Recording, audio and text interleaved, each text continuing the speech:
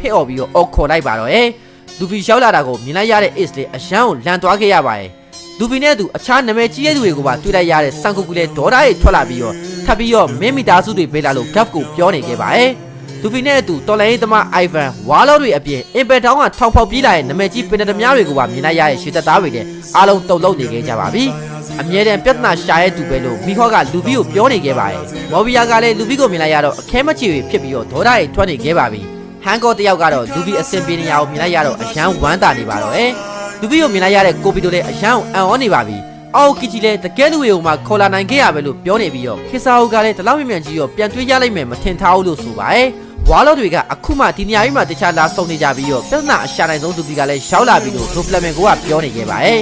လူဖီနဲ့အတူဘာလို့ခွက်ကိုတိုင်းရောရှိနေရတယ်လို့စမောကာကလည်းတွေးနေခဲ့ပါတယ်ရှီတက်ရဲ့ဟီယိုဂပ်ရဲ့မြီးဖြစ်ပြီးတော့တော်လန်ရေးတပ်ဖွဲ့ရဲ့ခေါင်းဆောင်ဒရဂွန်ရဲ့တားဆိုတာဒီကောင်လားသူ့ကိုလည်းအသေးချာပေါက်တပ်ပြရလိမ့်မယ်လို့အခိုင်လူကဆိုပါတယ်ပူပေါင်းစရာရှာလို့လူဖီယိုနဲ့မှပူပေါင်းလာတာမလို့ဒါကအဖြေပဲလာလို့ဆန်ကူကချင်းဘဲကိုလည်းမေးလိုက်ပါတယ်ချင်းမဲကတော့သူကဝါတော့စက်မလုံးနိုင်တော့ရဲ့အကြောင်းပြပြပဲပြောလိုက်ပါတယ်ရုပ်တရက်ကြီးဒူတော်များကပူပေါင်းနေကြလို့အကြံတွေကတော့တယောက်နဲ့တယောက်မတူတော့ဘူးလို့ဂပ်ကဆိုပါတယ်ဒီချိန်မဲ့ခရကိုတိုင်းကရုပ်တရက်ကြီးပျောက်ဆုံးသွားပြီးတော့ဘက်ကီထက်ဝိုင်ပီယက်ကိုတတ်ဖို့အရင်စောလုံးနေလို့ဘက်ကီလည်းထားအောင်ပါတော့ခရကိုတိုင်းကမတွေ့ရကြပြီနော်လို့ဝိုင်ပီယက်ကိုပြောလိုက်ပြီးတော့ဝိုင်ပီယက်ကလည်းတကယ်ကိုအမှတ်တဲချင်မရှိရဲ့ကောင်ပဲလို့ပြန်ပြောလိုက်ပါတယ်ဝိုင်ပီယက်ကိုတတ်ဖို့လုပ်နေတဲ့ခရကိုတိုင်းကိုလူဗီယာဝင်တားစီပါတော့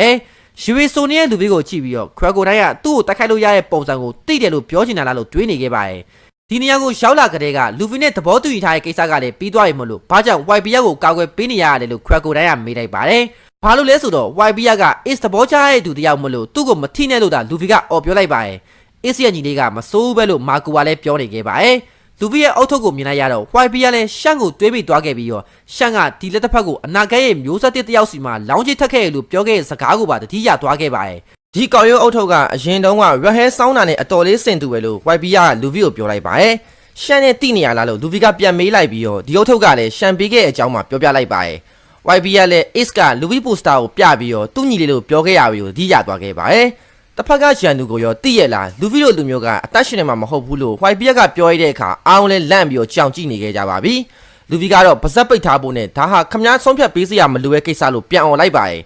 YB ကပင်တမဘရင်ဖြစ်ချင်နေရတယ်တိရကြောင်းမလို့ပင်တမဘရင်ဖြစ်မဲ့သူကငါပဲဆိုပြီးတော့လူဗီကအတန်ကုန်ဟစ်လိုက်ပါတော့